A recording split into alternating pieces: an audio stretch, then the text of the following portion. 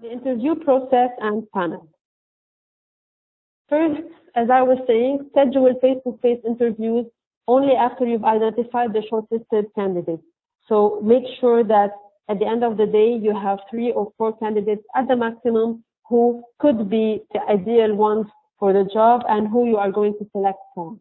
Use a standard set of questions to maintain the structured interview. Document your findings to compare the candidates.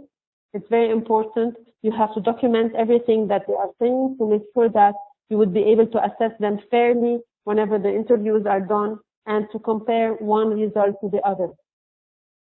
And finally, use a checklist to record the feedback from all interviews.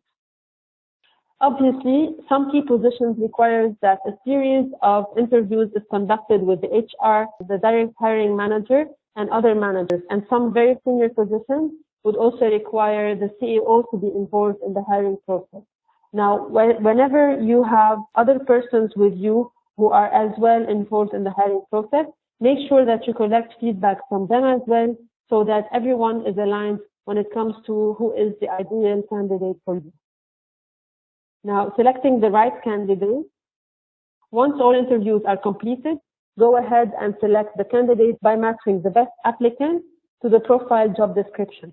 So you are going to first take a look at the CV of that applicant and compare it to the job description and see at least how much of that person or how much of the skills of that person are actually going to be found or needed in filling the job description.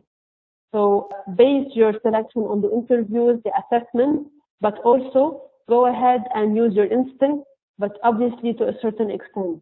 So do not just bring someone on board because you personally like them. They may be the sweetest person on the planet, but they're not good for the job. You actually do not get blinded by your emotions, but rather always look at things from a business perspective.